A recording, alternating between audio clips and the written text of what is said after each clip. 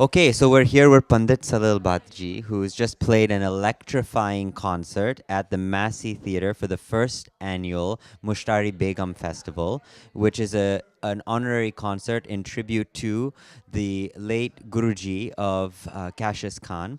And Cassius and Pandit Salil Bhatt have been playing together for many years now. Maybe you can tell us, how is it that you guys met? Because you have such a unique dynamic between you that it's one of those things that people would think maybe from even another life that you've met. Clearly, there's some kind of magical chemistry. How did you discover this?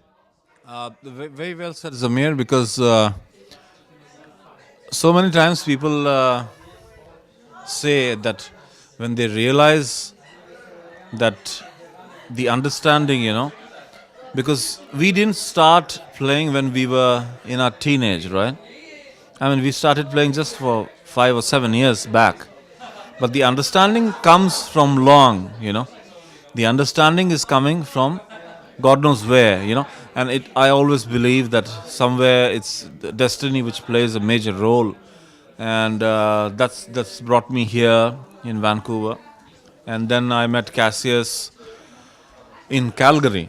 I didn't even meet him. He didn't live here.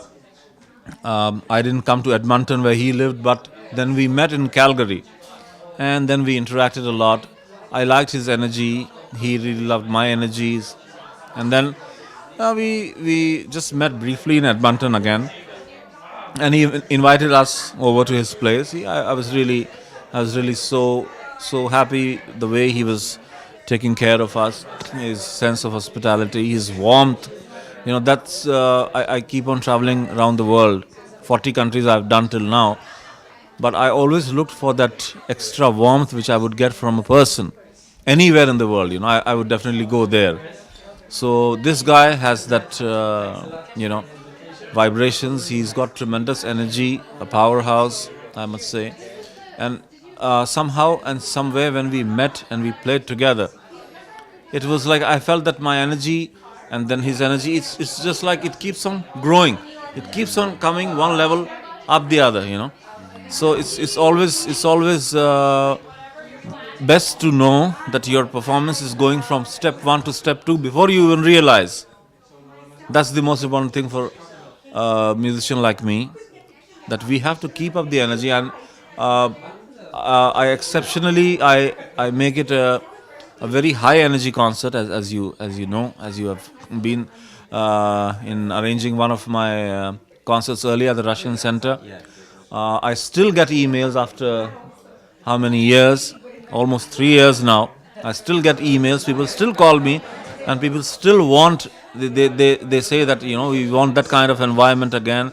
I mean, when will that happen? When will such vibrations, when such frequencies will come to us again?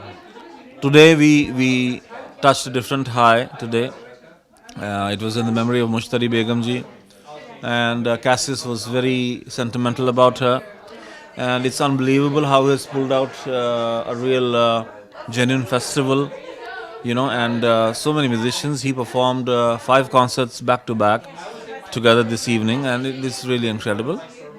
And I believe more of this should happen in Vancouver. I was so happy to see a huge presence of audience there in the auditorium. It could have been more. There is always scope for betterment, and slowly the awareness should grow.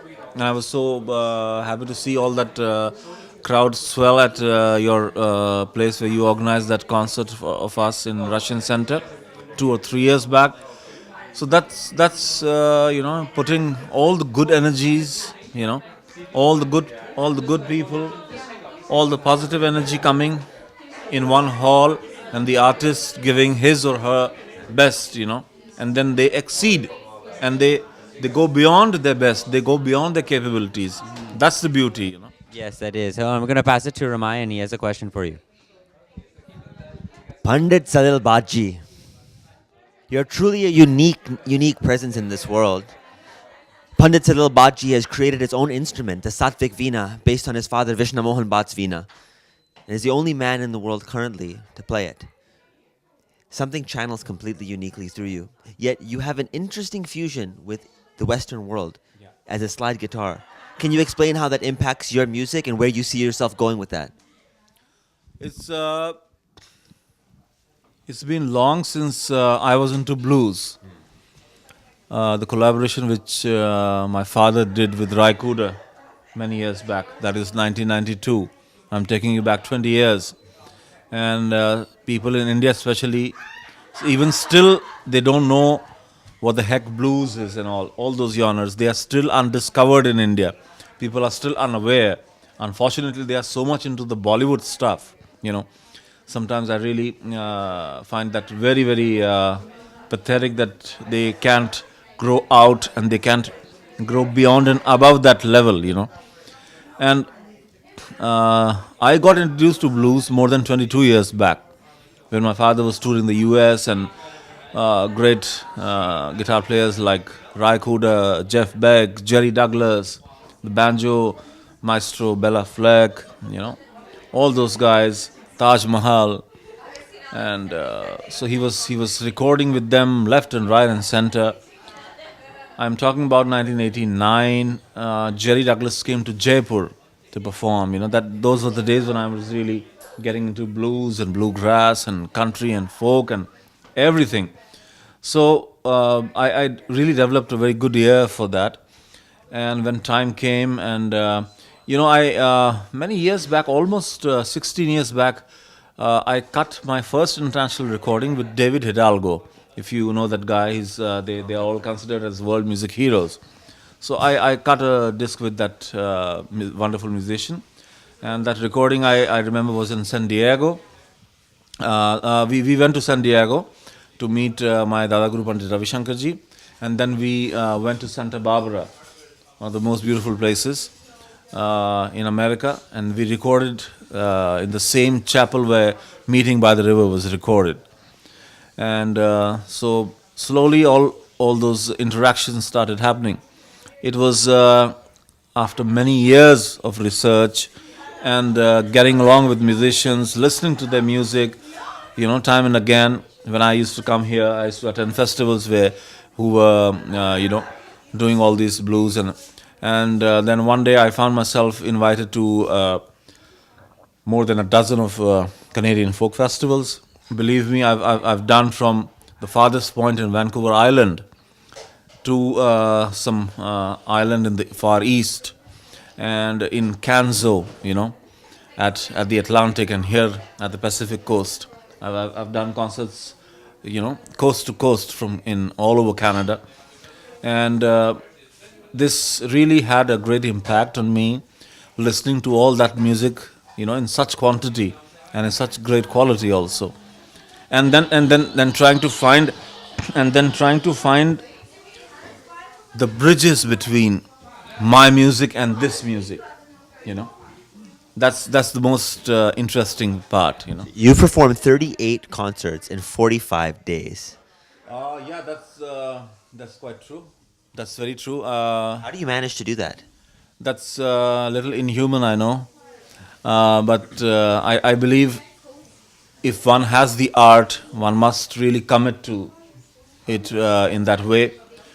And if you can propagate something, if you can convey the energy, you know, I'm always ready. I won't sit back. I've done 4 concerts here in Vancouver with all the TV recordings and the radios and the newspapers and everything. It was such a packed schedule. Every day we had 3 interviews and a concert. 3 interviews and a concert.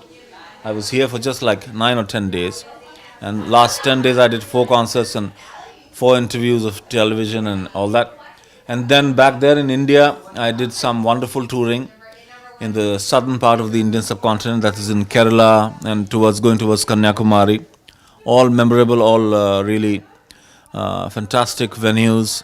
I performed in the rural interiors of Uttar Pradesh and Madhya Pradesh. That was also very good. I mean, there were no roads, there was no power supply, unbelievable conditions. We still managed, we still played. I remember in a concert when we landed up, they didn't have a stage, they didn't have any electric supply, no power, no light, no fan. It was unbelievably hot there and humid. And then they said that electricity comes only once in 3 days. The power supply comes once in 3 days. So I said that I'm not going to wait for 3 days. I pulled up my SUV battery and connected I'm carrying an amplifier speaker, and the one who manages my stage and sound, he had put a converter, AC/DC converter, and we did a concert on my SUV battery. So that was, I mean, it's like all memorable experiences. I'll show you some photographs where I'm performing. I'm sitting on muddy floor. It's all mud. There's no floor, no wood, no flooring, no cement, no tiles, no nothing. The walls are just like naked bricks. And I'll show you a couple of photographs, and then That's part of this world, right? To be humble still in playing and still to be able to get down to the roots and play on the ground. How do you find the difference between people receiving you in India and people receiving you in the West? see, I'm little biased with Vancouver, to be very frank. I'm very biased with Vancouver. The way people come here, the way people appreciate. I wish I could take Vancouver audience with me everywhere I perform. Yeah, that's I have such fond memories. Vancouver Folk Fest, and all festivals, all over, all concerts I played here. That Commodore Ballroom, I had a Vancouver Jazz Festival that was going on long back. Then I played in St. James Church once, and then here at the Massey, the wonderful Massey Theatre. I'm really so impressed, and I was really, it made me nostalgic when I entered this theatre. It was very dramatic. The lighting and everything was so perfect. I performed at outdoor venues also, like in Vancouver Folk Fest. You perform in the woods, in the garden, in the woodland. One of the most amazing performances came in the barn. There's a stage which is called the barn. It is actually a barn converted into a stage. So it's wonderful. And my first recording also, that was also done in the barn. They had made the studio in a barn. So we had all sorts of experiences. You're playing in a barn. So very, very different experiences than you get in India. Very different. So I have one last question for you. So this is Salil Bhatt, ladies and gentlemen, the only player in the world that plays the Satvik Veena. It's quite something to be able to say that you're the only person in the world to be able to play an instrument that you've created by yourself. And the way that he plays it is almost inhuman. People come up to me regularly when they see this man play, and I myself watch him play. And when he plays, the perfection of how you play on that guitar, can that be taught, Salilji?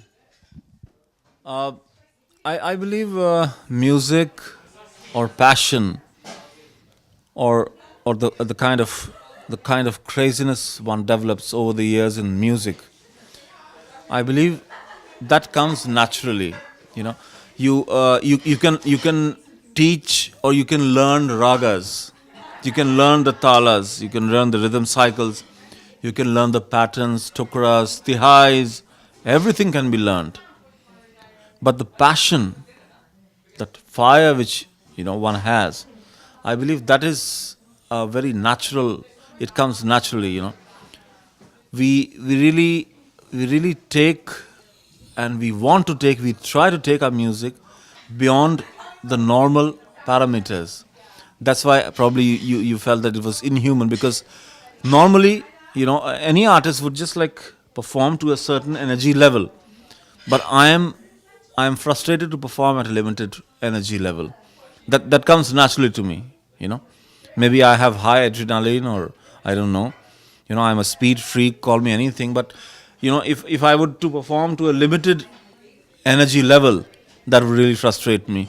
So I try and push that level every time.